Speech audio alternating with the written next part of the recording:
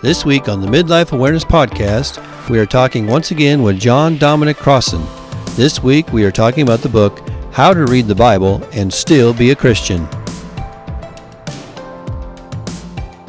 Well, welcome back, Dom. Thank you again for joining me here. This is the second installment of hopefully our three-part series here. How are you doing, by the way? Let's get started with that. I'm doing fine. It's a lovely day in Central Florida. We're at about 86 degrees, so everything is lovely as far as the weather is concerned, shall we say. Well, that's good. That's good. So I feel like we might have to start with like a warning here, because we're going to touch a subject today that I think brings up a lot of you said an interesting phrase last time we talked about tinderbox, right? And I think whenever you talk about Bible, it can be very tinderbox. But my hope is that we start to see I hope we start to see that the Bible shouldn't be as electric as it should be, right? And hopefully when we go through this today that we can come to a consensus and be more comfortable when reading the Bible and also when talking about it. So the book that we're going to be talking about today is called How to Read the Bible and Still Be a Christian. I think the title of that is probably going to turn a lot of people off, but you know what? Oh well. So I found it very revealing, and I found it very interesting. So one of the first things that you start with as we lay the groundwork here is you were talking about matrix. Can you go through your description of matrix and why you felt it was so important? Well, for years, I've noticed that when we have a term like background and foreground, nice disjunctive thing, which is fine. I have a background behind me now, which is virtual and everything. And we could change that, and the foreground wouldn't change me. But when you get to the Bible, all of a sudden, background kind of disappears. We pull it out, when we get to the creed, and all of a sudden we have to figure out who Pontius Pilate is. So all of a sudden, we have to talk about the Roman Empire, as it were. Also, if you talk about any other context and text, for example, I mean, again, it's the same thing, but all of a sudden context tends to disappear into the wind somewhere, and text takes over. So I was looking for a single term that simply combined it. So matrix, I don't want you to think of it as some profound scholarly revelation. It simply means what everyone knows at a given time and place to know what's going on. If I made a slight crack when I opened that at least the weather is doing fine in Florida, probably people would catch maybe what I intended. If they don't, that's fine. That's fine. But that's matrix. That's knowing what's going on. Why we would think, for example, that we would read a 3,000-year-old part of the Bible written in Hebrew, translated into English, and we'd have the matrix would kind of come along with the translation. Why would we think that? We never think of it anywhere else. If we're watching the news about Ukraine, well, maybe people had to go and find out where Ukraine was, where the Crimea is, and that's fine. But you don't presume you know. So if you're talking to me, say from the New Testament, if I'm reading the Gospel of Mark, 2,000 years old, why on earth would I take it for granted without some hard preliminary work that I know what he's talking about? I know what he means. We're in conversation. So it's just not true. So matrix is simply, if I could use an example, supposing I said to you, I'm going to talk to you about Mahatma Gandhi, but none of this stuff about British imperialism. You can't do it. You can't do it. Let's talk about Martin Luther King, but nothing about American racism. Well, then you're reduced to silence. You don't know You don't know what a letter from Birmingham jail is. What are we talking about? Right, right. Some kind of a criminal in jail. So Matrix is simply knowing what's going on. It's what every kid growing up in a place knows about. Now, the only difficulty is we're reading 2,000-year-old documents, precious documents. And so we have to shut up for a little bit and figure out, okay, not just, it's not just a matter of learning Greek. Oh, you translate it. Now I got it. No, we have to know if somebody said the kingdom of God, and we would say to ourselves, well, I don't like kingdoms. You know, I'm Irish and we didn't like them. And I'm living in America and we didn't like it. We got rid of the same guy, George III. We tried, you did, succeeded. Why would I call it the kingdom of God? I have to figure out, what are they talking about? Mm-hmm. Maybe God's rule on earth would be a good translation to give you the same idea that it would have given them. But that means some work. You have to read all the texts of that period. Right. You have to go to the places of that period, and you have to go to the museums in those places to see the stuff. Well, and Then, that's one thing that I really enjoyed as far as reading your books is the fact, and I think I mentioned this the last time, but I think you do try to go out of your way to try to bring context to what the conversation is about. And I think you're right. I think it's really tough to have a context of what you're trying to say without knowing what they were going through at that time and place. And that's when you started mentioning Matrix here. I thought that was a good way to put it. Most people think if you talk about Matrix, they think about the movies, but well, similar concept, I guess, in a rude way. But it was actually, and another good point about the term matrix, it comes from the same root that gives us matter, yes. mother. So it's a womb image almost. It's a Right. creative, should we put it that way? So as we're trying to put together then a baseline for this book, we have to figure out the one of the main characters of this book is Jesus, obviously. Yeah. So we have to figure out, okay, because Jesus is very maybe complicated, maybe not, depending on who you talk to, depending on what route you take with it. But it is very back and forth. Okay. Uh, Yeah. so in trying to figure this out, you come up with a term called centering. Most of the time when we're talking about, if you read a book or if you go to a movie and you're watching the movie, they save the best stuff for the meaning of what you're reading or watching or whatever for the end. Right. But here, when we're talking about it in a biblical context, the meaning is in the middle. Let Okay. me let me push that a little bit because it's kind of obvious. If you're watching something on television and your electricity goes out 10 minutes before it, you're annoyed. You don't know what happened. Right. Perfectly reasonable for anyone to read the Bible. I'm talking about the Christian Bible now, Right. Right. starting Right. with Genesis, going all the way through to Revelation, and coming to the following conclusion. The incarnation happened. Jesus appeared on this earth. Now, any theology can go with that, Yes. but clearly he was a failure. He tried to ride into Jerusalem on a peace donkey, put an end to war. Instead, he got crucified, whatever happened after that. So he had to come back a second time. So the grand finale, called the Book of Revelation, doesn't use this term, but it's like a second coming to correct the first one. Yeah. Obviously, if I read this book straight through, it's not unreasonable, by the way.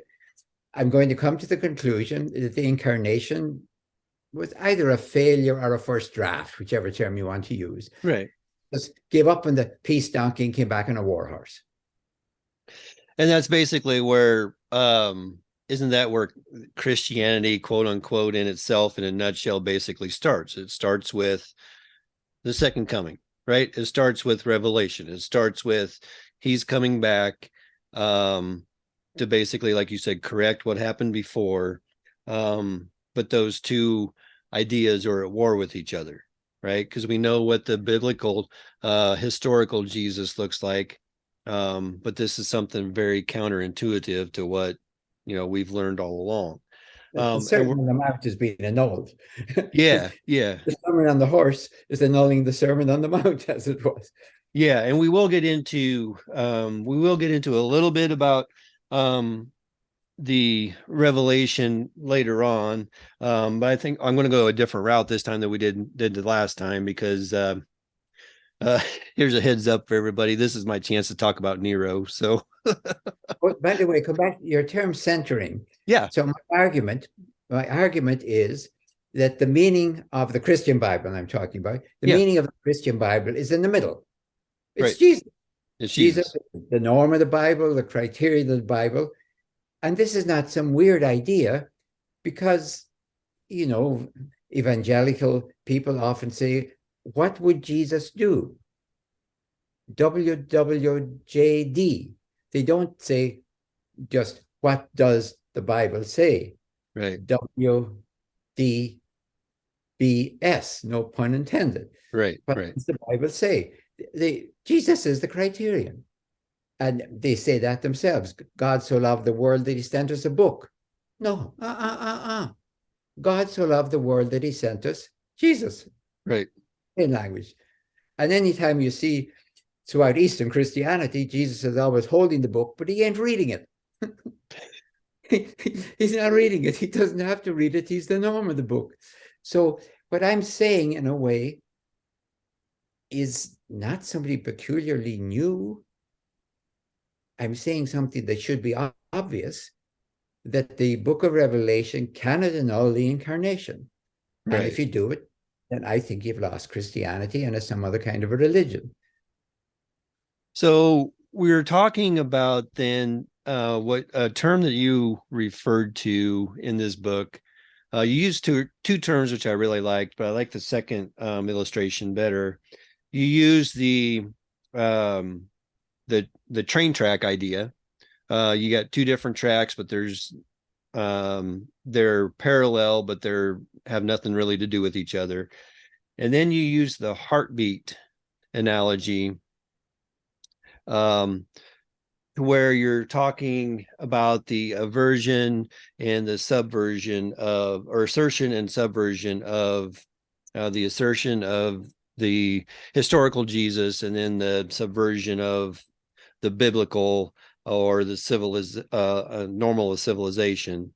So can you go into a little bit about the heartbeat analogy for me? What fascinates me about the Bible as a whole, and I've spent my life on it, is that you can watch real people, not evil people, people like us. Yeah. They get this message from God. And it's a dynamic, radical message. Look, for example, the Sabbath day, the Sabbath year, the Sabbath jubilee. Right. That's the most radical stuff that anyone has ever come up with. When God says in Leviticus, the land belongs to me, it's off the market. You can't buy and sell land. Well, wait a minute. You know, the ancient world before capital really became important. What else do you really have to sell big except the Yeah. land of your farm? So what do you want to say, Leviticus, what do you mean, God? The land is off the market. Because what Leviticus is trying to do desperately is to keep a fair share for everyone. That's what's going on. Whether we like it or not, it's about distributive justice. All right. Now, you can go to the Bible and you can watch people saying, in effect, now, wait a minute. I can't buy and sell land. Well, how do I keep mine and get yours? That's what's called civilization. How do I keep mine and get yours? Or as Isaiah says, woe to you who add field to field and house to house till you live alone in the midst of the land. That's Isaiah's definition of 1%. You know, you live alone in the midst of the land. You own the whole thing. And in a 2023 term, maybe we can call it capitalism. Well, it's capitalism when it gets to the extreme, because the Bible is not against capitalism. It really No, isn't. it's not. No, It really no. isn't. It's any more than it's against land. It's about distributive justice. It really is. The manifesto of the Bible is about a fair share for everyone on God's earth Right. for God's people. I mean, it really is. I mean, you can follow the Sabbath day to the Sabbath day when everyone gets rest. Now, we take that for granted, mostly, though some people don't get enough, actually. So a fair share of the earth is the manifesto of the Bible. It really is, whether you like it or not. But the other side, the other rail, if you will, or the heartbeat, the downbeat, if you will, is you can watch people throughout the entire Bible, and I've been all the way to Revelation, admitting this radical challenge from God and then quietly gutting it like a fish. Right. You can watch it. I mean, that's what we're doing with Revelation. The book of Revelation knows exactly what Jesus did. It knows what Jesus said. And so it brings them back a second time. Now, that might sound new to people, but you can watch that from the very beginning in the Torah. If you can't buy and sell land, how do I get yours? Well, I give you a loan. If you, and your land is collateral for the loan, I'm not buying it. If you default on the loan, the land belongs to me. That's why the Sabbath year, they try to annul all debts, because they know exactly what's going on. I don't have to buy your land. I just have to watch a bad harvest, offer you a loan for seed barley or seed corn for next year, knowing you'll probably put you in an even worse mess. Right. And it never catch up. Then I got your land. I haven't broken Torah. Now, you can watch somebody else then coming along and saying, well, you can't take interest. Okay, how do I get around that? You can watch the growth of Torah, which is a radical challenge from God, and very ordinary, decent people like you and I figuring out how to get around it. Otherwise, the Bible would just be a kind of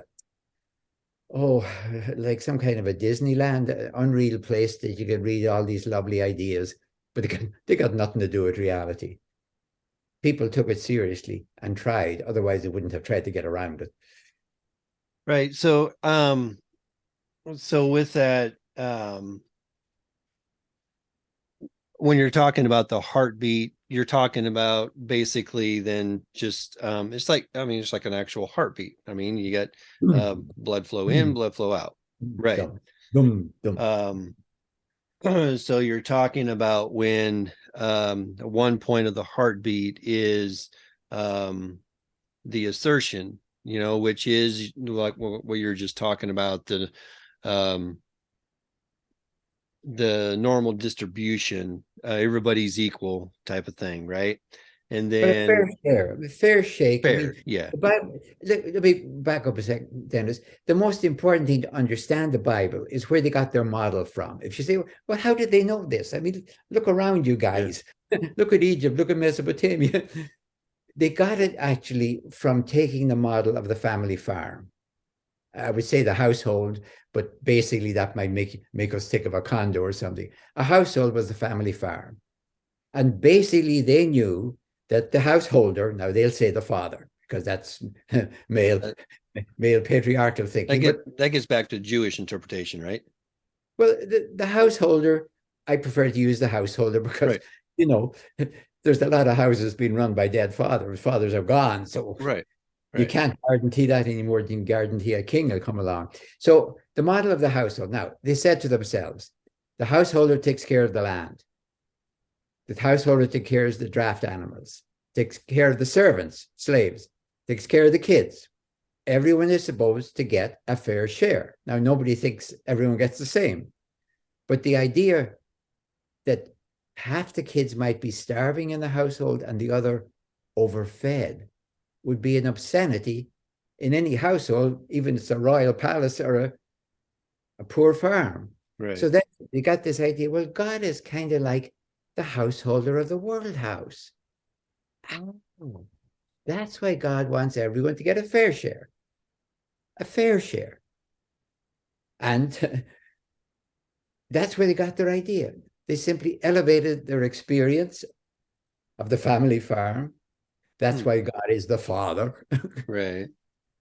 But he's basically the householder of the world house. So that's where they got their idea of distributive justice. It wasn't from experience. Anyone who looks around in the world it does not see distributive justice. They don't. You see, as Jesus said, the haves get and the have-nots lose. Right, right. That's Jesus's short description of civilization. So then when we're trying to tie then Jesus and God together, you made a point at one point in the book where so basically how we see Jesus, the historical Jesus, is how we must see God, right? That's the teaching of the Christian Bible. And if we don't like Jesus, which of course the danger, that's the problem with Revelation, we Right, want we want God to come back right. vengeful. And of course the whole power of Revelation is not just Jesus and the angels, but backed up by divine power. And one thing I would draw attention to be fair to Revelation, it never suggests ever, ever, ever that we should join in the slaughter. Christ will do it.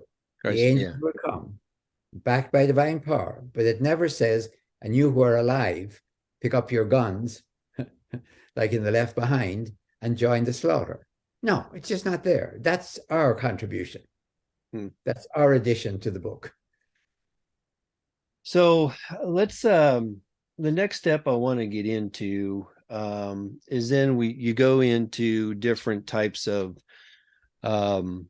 areas where we show the assertion um, and then the counter of the assertion. And one of them that I'd really like to spend a little bit of time on would be creation.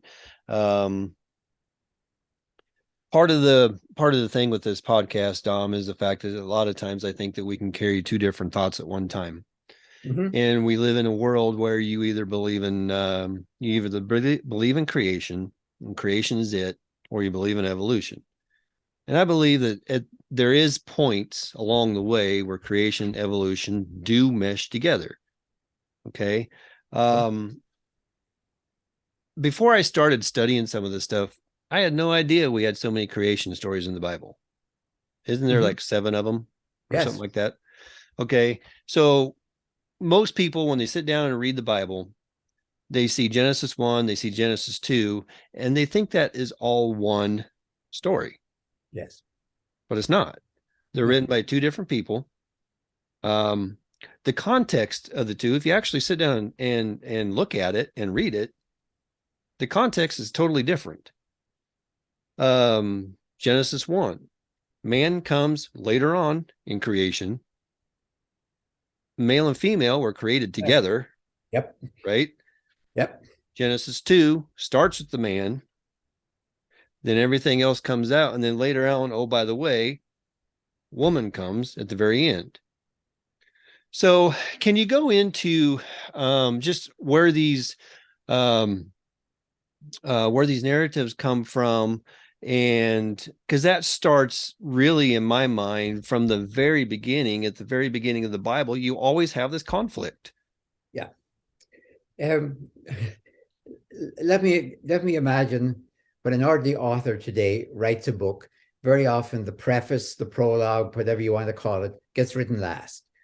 Because if I were to write a book like how to read the Bible, and I wrote the prologue and said, here's what I'm going to do, it would be totally all wrong. So of course you write the prologue last, and it perfectly tells you what you're going to do, right? Right. Now, when the Bible was put together, we're talking after the Babylonian exile was over. They came back, sponsored by the Persian Empire, the Persian Empire kind of invented the Marshall Plan, because its idea was put everyone back on their feet to pay their taxes. So he told the Jews, you people go home, get yourself back in shape, get your laws and everything set, and then pay your taxes. So they had to put together the Bible. They weren't inventing it. It was there. And the people who put it together were the priests, of course, no king. And they wrote the prologue. So the first part of the Bible, the first chapter, is not the first chapter. It's the last chapter, you might say. Oh, wow. Talking about the Hebrew Bible. It was written there so that somebody said, okay, we've all of these traditions. We're putting them together now. We have to keep this. We have to keep that. We want to put up front like spectacles through which everyone will see the Bible. This is going to tell you how to read this text. If you don't get this right, you're going to get everything wrong. So, what do they want to say? This is pure poetry. It's not a matter that I think the people who wrote this were really trying to tell us exactly what happened, but I'm not going to take it because it disagrees with evolution. No, anyone who reads it can see, for example, there's 8 chunks of stuff. There's 8 God says. God could say, let there be a world completely done, and it would be. So why does God have to take a week at it? I mean, anyone who's thinking should immediately think, why doesn't God say, let there be a world, let there be creation? And that's it. So right from the beginning, be careful, because the very first thing you're told is day and night had to be created on day 1, even though the sun and the moon doesn't come up till day 4, because we have to have the week. That's the first warning, that in this magnificent poetry, we, human beings, are not the crown of creation. We're going to be the work of a late Friday afternoon. Now, nobody does their best work on a late Friday afternoon. Crown of creation is going to be the Sabbath. The Sabbath creation, the Sabbath day, the Sabbath year, the Sabbath jubilee. So if I'm looking, by the way, from the point of view of evolution, and I look at the Big Bang, which I accept, I notice that matter and energy, place and time are all created by that movement. Mm-hmm. And now I look at creation itself, and I find that time itself is structured by justice, by distribution. Because first of all, the reason God is a God of distributive justice is because God distributes God's own self to creation. That's why the Bible is stuck with distributive justice. Secondly, God gives God's own image in the Bible to us. And that image means that we're put in charge of the world to run it for God. That's our job. Mm-hmm. That's our identity. Now, I find that evolution, which shows time running through the Big Bang as it goes, and time in Genesis starting so that time itself beats to the metronome of justice. Now, that may sound like a very fancy language. Just think of it. God rests. That establishes the Sabbath day. Go into Exodus, Deuteronomy, and read what happens on the Sabbath day. It says you do not work, you work 6 days, you don't work on the 7th day. Why? To worship God? Well, that's not what it says. It says, so your domestic animals can get a rest, your slaves can get a rest, your servants can get a rest, your kids can get a rest. And then it goes on into the Sabbath year, so the land will get a rest. Cross out rest in the Bible and put in freedom, liberation. Because that's what Philo did, by the way, the Jewish commentator in the first century, when he was explaining this, said, don't you see, God has given freedom to everything, even to the trees, he said, because they can't be cut down on the Sabbath day. Everyone has a right to some modicum of freedom. Now, we're not kidding ourselves that it's the same for the king and for the slave, but this is the great manifesto of the Bible. It is that everyone has a right to rest, and rest should be interpreted as freedom. So that grows for me, as I said, to Sabbath days, Sabbath year, Sabbath jubilee. So the time itself, because these people, otherwise, how would they know a week? There's no concept of a week except for the Sabbath. There's no concept of a year. Well, the Romans would do it according to the consuls or something. Right. But this sets up God's timeline for the world, beating to the metronome, the rhythm of justice. That's the first overture to the Bible. Then it takes older stories, like Adam and Eve is a much, much older story. It might be even 500 years older. The stories in the first 11 chapters. But this poetic, metaphorical climax, challenge is put up there front. And to miss that is to miss the whole thing. And a lot of times, by the way, in Christian art, they take the 5 days, then they go straight to Adam and Eve on the 6th day. And Right. they're off into the second chapter. Finish the first chapter. Right. Finish the first chapter, then think. And I would say take a year maybe on the first chapter.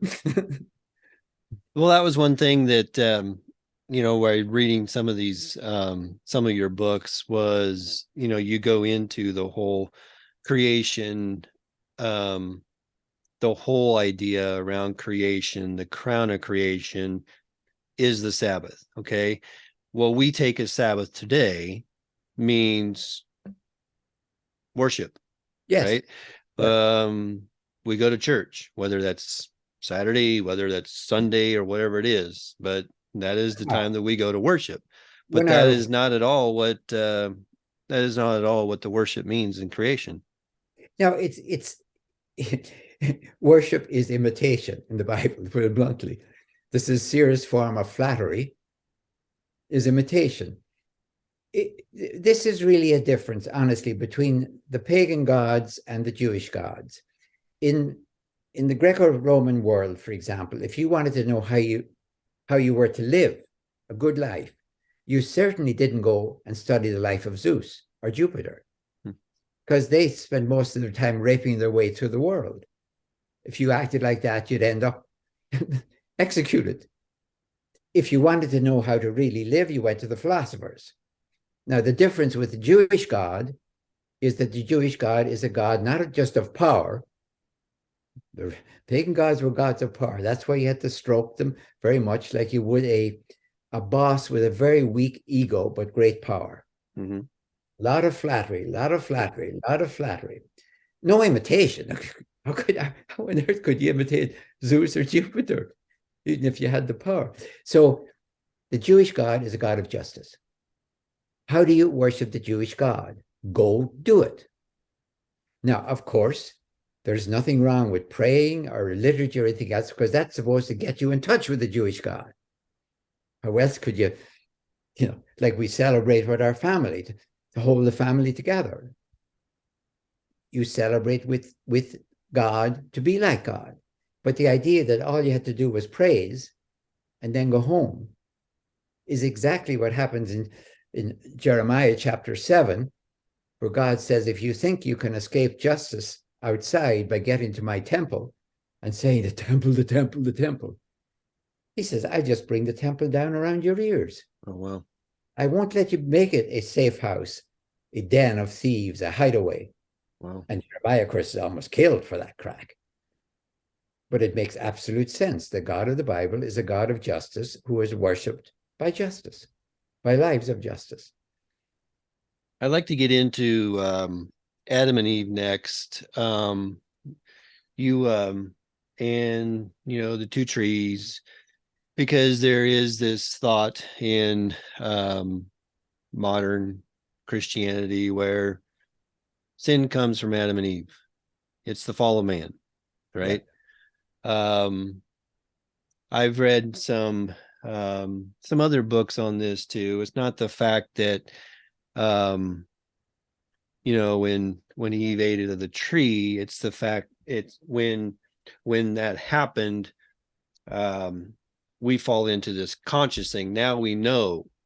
And in fact, correct me if I'm wrong, but I think God even says at some point, now they are like us. They know good and evil. Yeah. Okay, we were created with this free will to where we can decide. That's what makes us a little bit makes us different than animals. They go on instinct. We go on, we can make choices. And we decide to choose to live in that world where we know good and evil, right? Yeah. Our conscience. It's our conscience. Yeah. So can you go into a little bit of that as far as where the differences come in there? Just a couple of things. In case we forget, our interpretation of Adam and Eve is not the interpretation of the whole Jewish tradition, including Paul. Yes, Paul would consider that Adam gave us very bad example, and we followed his very bad example. But Paul has no such idea that there's a kind of a genetic stain that, use our language, that it's in our genes to disobey God or something. Right. It's a very bad model you get right from the beginning. So we have all sinned in Adam. Yes, by copying him, not by genetic sin. So the whole idea of original sin as something you come in stained by, and especially when Augustine then makes it sex, it's totally not the thinking of the Jewish world up to Paul, nor is it the thinking of the Eastern Christian world either. This is our interpretation in Western Christianity of the Garden of Eden, and it doesn't make much sense, actually. First of all, nowhere in Genesis 2 and 3 is there any mention of sin.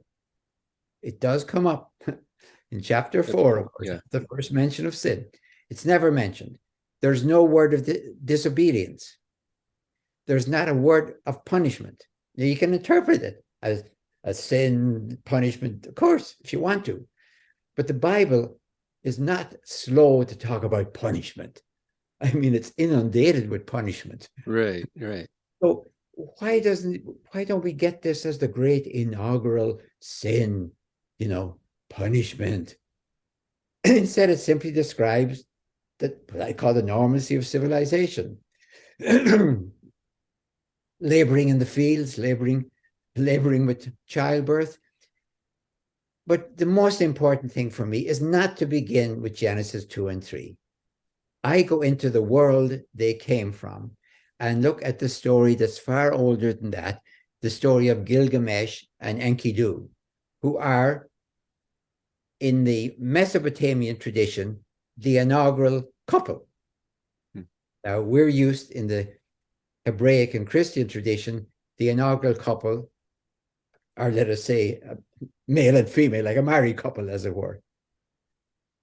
In Mesopotamia, that's where we get that other great story about the hero and the sidekick. The hero and the sidekick. That's where it comes from. Gilgamesh is the hero. Yeah, Enkidu might be kind of equal to him, but he's not really equal to him. In this story of Gilgamesh and Enkidu, which everyone in the ancient world would have known, you could not know it, as it were. I don't mean they were reading it. It was the great story. What was it about? The two great heroes go off to do heroic exploits. That's what heroes do. Yeah. And everything seems to be going great. In fact, they're almost annoying the gods. They're doing so well. And then Enkidu dies. I mean, this is the most honest piece of literature ever written. And instead of, dying in heroic battle, dying to save Gilgamesh, he just dies. And as the story says, Gilgamesh kind of holds him there, as it were, in his arms until the worms come out of his nose. That ain't a heroic death. So death is there. Now, what's Gilgamesh going to do about death? His first idea is he's heard this rumor that there's a guy called Utnapishtim, who's their equivalent of our Noah, who had saved the human race and the animal world in the flood and had been given immortal life, he and his wife, as a reward. So Gilgamesh says, I'll go off and find out the secret. So then you have all sorts of stories, and the story can develop. If you have to keep it going for a month, you can keep it going. Eventually, right, he gets to Utnapishtim. Utnapishtim tells him, well, you have to dive down into the water that's underneath the aquifer of the world, as it were, and there you'll find a plant, the plant of immortality. And then you take that, and I called it the plant of immortality. It would be better to call it the plant of eternal youth, because it's something you eat. It's not a one shot. Eat it, got immortal. So he comes out, takes it with him. He's planning on go back to his home city of Uruk, and off he goes. And then sees a place that he's kind of dusty, wants to swim, lays down the plant. And I understand he couldn't have just eaten it because it's the plant of eternal youth, goes for a swim, and guess who comes up and steals it? A snake. So he loses the plant of immortality, goes off to Uruk, helps to build the walls of the city. And the moral of the story is, give up your delusions about immortality. The future is the walled city. Okay, now you've got Hebrew seers, Hebrew scholars who are writing the overture to their Bible. They know this story. They can't dismiss it. That's the story of their origins. They take it and change it into a man and a woman, first of all. Mm-hmm. But the story still makes the same point. Give up the illusion of immortality. It's taken, they're deceived by the snake. That's why Right. it's not a fox or anything else. It's a snake because it has to be. Right. And the reason they thought a snake has because they saw the skins left by snakes and they thought that they were sort of immortal. They shed their skin. It's not immortality. Remember, it's renewal of youth. Okay, that's what they thought. So, but here's the great thing. Instead of saying, so the future is the great walled city of Jerusalem, like Uruk, they said the future is the knowledge of good and evil. You've got nothing going for you. Human race, our species. I'm now talking evolution. Mm-hmm. We have nothing going for us except conscience. If somebody says to me today, if I may jump out of the garden, why should I care about what happens to the earth? I'll be gone. I don't care. I don't care if we destroy the earth. I'll be gone. That's somebody else. I have almost no answer to them except, but that's wrong. Yeah. Yeah. Well, why is it wrong? All I could say is conscience. Something tells me that is not right. Right. And I'm not going to say, well, God tells me I read the Bible and the Bible says don't do that. No. If we have no sense of that. So the Bible's great difference from its archetypal model is the message I'm getting from Genesis. Give up your delusions of immortality. The snake takes it away. Look what you got and use what you got. And then, of course, you know what happens in chapter 4. So right. much for that's where the first mention of sin comes in chapter number 4. right. Has to do with Cain and Abel. Right. And so this is where you say this is the original sin, which is the hatred and murder and escalatory violence. Yeah, because when I read through chapter 4, Cain kills Abel. Now, it's striking again. We would expect God immediately to strike Cain dead. That's the good old punishing God. That's the way it should work. In fact, there's all sorts of legends later about what happened to Cain because everyone sensed that somehow he has to get it. There was a medieval legend that he was blinded first, and then he used to go out hunting, guided by his son, I think it was Abel Cain, and then he gets shot accidentally. Mm-hmm. Well, okay, so he gets it. So we're all happy. He gets punished. But God puts a mark on him just so nobody can get him. And it's kind of like God trying to stop the growth of violence because we know it's going to spiral. This is the desert feud we're imagining here. Strictly speaking, if you're reading the story consecutively, there's only 4 people in the world. So how can all this happen? Well, you're supposed to understand that there's a big jump there. But by the time you've got down 5 generations after Cain, you already have anyone who strikes me, I will kill. Right. You're watching, whether you like it or not, from the beginning of chapter 4 to the end of chapter 4, escalatory violence. Now, what you're watching is not war. War hasn't been invented yet. They're trying to imagine the desert feud where you kill one from my tribe will kill 4 from yours, 6 of them goes on, it spirals. Right. That's what they're trying to imagine. But it starts with Cain and Abel. So So much for conscience. How are we doing by the end of chapter 4? Right. Of course, it moves that into the flood. When again they have a flood story that they have to take care of. So you could watch the first, leaving out chapter 1 of Genesis, but chapter 2 to 11 is like the Hebrew Jewish cleanup of their cultural baggage. As you read through the first 11 chapters, leaving the first chapter aside, you'll notice that God gets sucked into our violence, because the reason for the flood, now they have a flood story, of course, too. They have to clean that up. Right. The reason for the flood is because human violence is so great that God is sucked into it, and God decides to destroy the human race, with the exception of Noah. But then afterwards, in chapter 9, first time and only time in the entire Bible, God admits, I blew it. I shouldn't have done that. Well, God says, I won't do it again. I'll never do that again. Okay, if you never do it again, maybe you shouldn't have done it once even. Right. So this is watching them trying to clean up their ancestral culture, Mesopotamian culture, to get going with their story of a different type of God. We get most of our information from the Bible from the Gospels, the 4 Gospels. All right. Can you give me a background about the Gospels? And there's conflict as far as who wrote it. They're not really necessary. There's different people that have wrote it. They're not necessarily the same people that, like Matthew, Mark, Luke, and John. Mark is the oldest one. I know that. I believe, if I'm not mistaken, I believe 90% of Matthew is taken from Mark.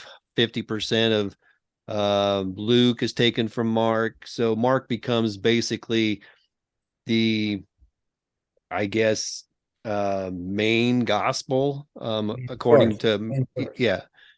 So, and I do know that there's other writers that, you go into, I think the Q gospel, there's influence there.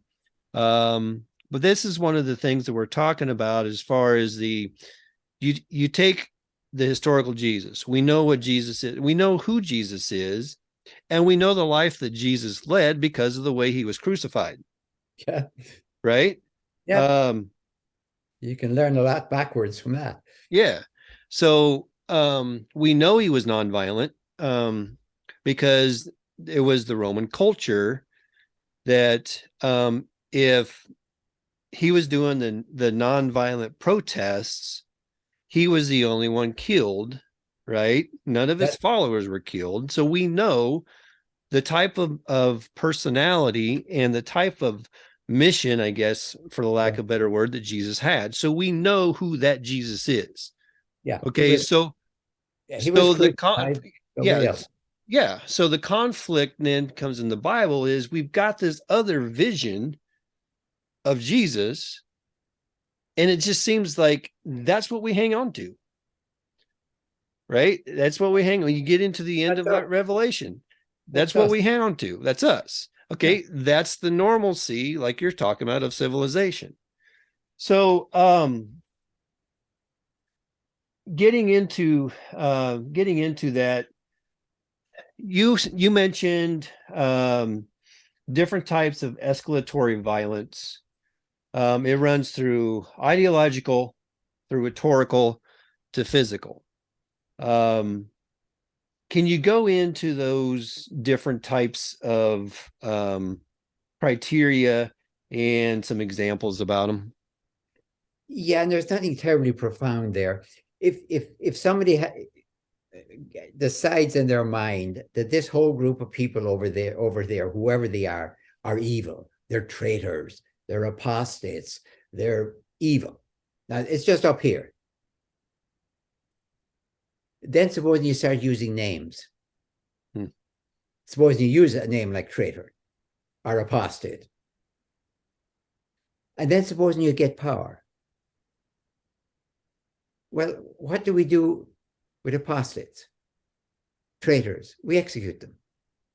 So there's an escalatory thrust in thinking, speaking, acting. Nothing very profound. In Hitler wrote Mein Kampf in 1922-23 when he was in prison. Every time he talked about the Jewish people, he used pathological language, germs, infection, that type of language. Well, most of us, if you're being infected with germs, we kind of think we have to kill them or something. So the language, the rhetoric invites you, if you ever get power, you're going to eliminate these people. That's the way it works. So we have to watch very carefully the thinking and the saying, because eventually, if you get power, this is what you will do. That's what we know through history. You can't not. It's almost like the Inquisition in the 14th century saying, you are evil. Please don't take this personally. I'm going to burn you alive. It's not personal. It's just that's what we do with evil. And evil has no right to exist. So we have to watch that. That's all I'm saying.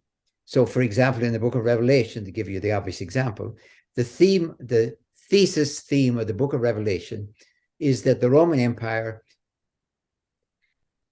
in the immediate past, the Roman Empire has slaughtered Christians. Therefore, in the imminent future, God and Christ are coming to slaughter Romans. Right. It's a kind of a quid pro quo, tit for tat. Right. It sounds almost like fair, except for two problems. The first one is historical. Right. It's not true. Not true. Rome never slaughtered Christians like that. Not until about the year 250 when the religion became a forbidden religion. But before that, there were, of course, nasty local pogroms. And if you were in some kind of a street pogrom, then of course you could get killed. But there was no policy program from the Roman Empire against Christianity. There just wasn't. If there was one, Christianity would not be around. If we had settled down to do to Christianity what it might have done to the Druids, no. Martyrs are one thing, genocide is something else. Right. So the Roman policy was, when you're dealing with what we would call activists, that's what I would call Jesus or Paul, right. The Roman policy, as you know, was to execute the leader. That'll take care of it. Don't waste crucifixions unless you're dealing with a rebel group. So it's just not true. And of course, it's theologically not true, as far as I am concerned, that God is coming ever, soon, future, ever, to slaughter the earth. It's just not true. And the reason for that is, if you're a Christian, then Christ is not coming back to annul the incarnation. It's just you who are inventing it. I'd like to get into the little bit of moments we have left. I think this is the right time. In reading your books, I've gotten to know a little bit about the Emperor Nero and some of the things you chuckle. Some of the things that I found out about it is just interesting. Number one, what Nero was assigned a certain number. Can you give me what that number was? 666. Okay, 666. But please don't ask me how to take it apart and give it to you. I could do it. I won't do that to you. I can't do it in my head. Listen, let me emphasize what's at stake here. Paul thought that the confirmation of God's kingdom was coming soon. Mm-hmm.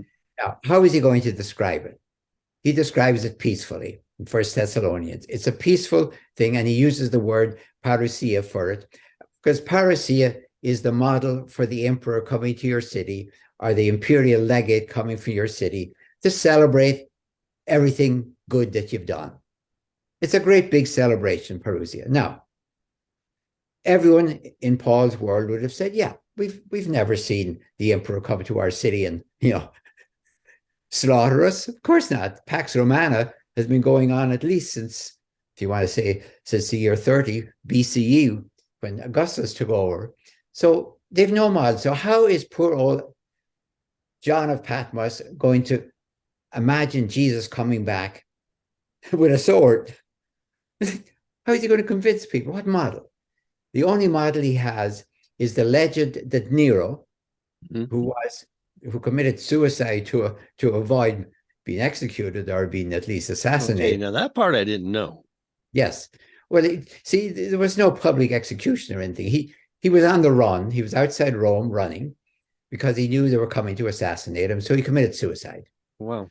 Nobody quite knew what happened, where he was buried.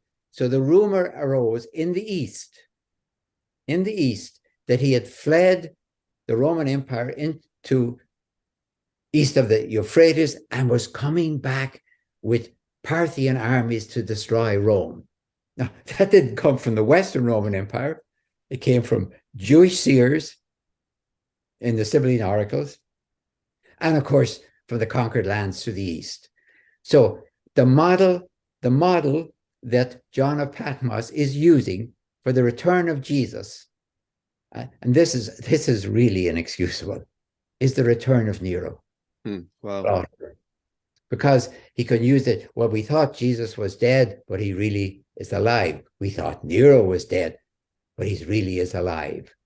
So that's why Nero becomes the model, the convincing model, if you're in the East at least.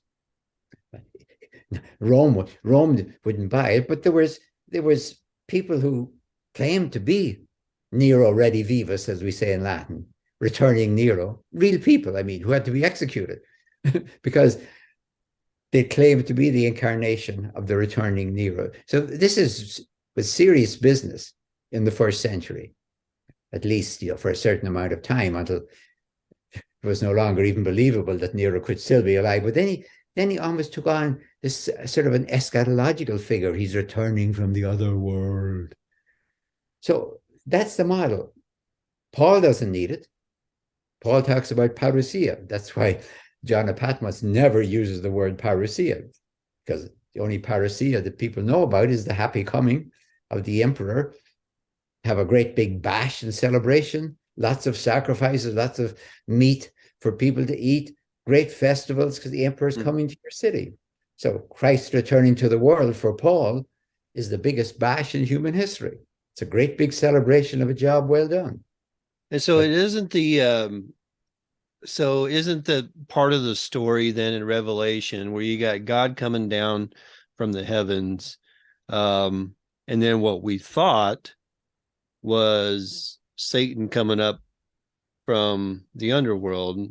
If I'm not mistaken, I thought you referenced that was actually a picture of Nero. Well, no, Satan is Satan. But Satan is like, how would I put it? The puppeteer. Yeah. Yeah. The Roman Empire is run by Satan. That's for clear. Satan is, by the way, a fallen angel. He's the angel who rebelled against God. So he's not just a free-floating devil. He's the leader of the angels who rebelled against God and was cast down to the earth. Right. So he's control of the earth. He's down in hell, but he controls the earth. So therefore, he controls the Roman Empire. So it would be perfectly wrong to say Satan is Nero. Satan is Satan. He'd be Satan without Nero. Let me put it that way. He'd find another Nero. But yes, the same way that the city of Rome is the rider on the beast. The beast is the Roman Empire. So the city of Rome is taken almost out of the Roman Empire and given special condemnation. And the interesting thing really is there's no legions ever mentioned. There's no soldiers or legions ever mentioned. Right. You think they're the enemy, surely. No, the enemy for John of Patmos is the city of Rome as the great trade center of the Mediterranean. Right. And of course, you know what it calls it. It doesn't call it the trade center of the Mediterranean. So the real terror for John of Patmos is that these nice rich cities, Ephesus and all the rest of them, Smyrna, on the eastern coast of the Aegean, they all want to trade with Rome. Right. So I'm a pious Christian. Right. No way would I worship the emperor, but I don't see why I can't trade. Isn't my olive oil good to be put into the great? The Roman Empire was Mediterranean globalization. Right. That's what it was about. It wasn't just getting all this land and a nice donut around the Mediterranean. It was, we want globalization. So now I'm at Ephesus. I'm a pious Christian. Don't tell me, John, I can't do business with my pagan neighbors. I want to be in this globalization. What's wrong with it? I'm not going to worship the emperor. And of course, what John is going to say is globalization is how imperialism works. You are worshiping the emperor by accepting globalization as the normalcy of Roman civilization. That's John's thing. So you never hear about the legions, not even mentioned in the whole book. It's the traders, the business people, the merchants who are really his bête noire. So we're going to close up this session, and I just want to reiterate basically the underlining thesis of this book is that to ease everybody's mind, you got to be focused on the right thing when you're talking about the Bible, when you're reading the Bible, when you're studying the Bible. And that is the historical Jesus. What does historical Jesus stand for? All right. He stands for equality. He stands for, fighting the oppression. This is what the crux of the Bible is, and we get tied up too much in the reverse of that. We get tied up into, no, if you don't do right, there's punishment, right? So that type of thing. Am I off base there? No, I think for me it is crucial to distinguish consequence from punishment. Now, parents pick it up all the time, but let me be clear what I mean. A drunk driver hits a tree and is killed by the impact. That is a consequence. It flows internally from the action. A drunk driver hits a tree and is fined by the police. That is a punishment. It comes externally. Right. Let me put it this way. There are consequences for what we do. If you want to know what they are, you watch the evening news. No, they are not divine punishments. They are not divine punishments. But you don't get away from them by saying, well, I don't believe in divine punishments, because I don't. But I believe terribly much in human consequences. Mm-hmm. You can do so many things to the earth. In fact, you might get away with it by thinking, well, God won't punish us. After all, there's mercy and there's forgiveness. So God's just he's a big bear, all threats, but mercy and forgiveness are all there. No, there are consequences. And the only thing that saves us from those consequences are that we have time to change and are able to change. That is the mercy of evolution, if you will. That is the forgiveness of evolution, that we can change. We're not doomed to be stupid. We are actually given conscience. If we want to disobey conscience, there are consequences, and they have nothing to do with divine punishments. Well, I think we're going to leave it at that, Dom. I think that was probably the best way to put it, and we'll end on a high note on that. So thank you so much again for coming by.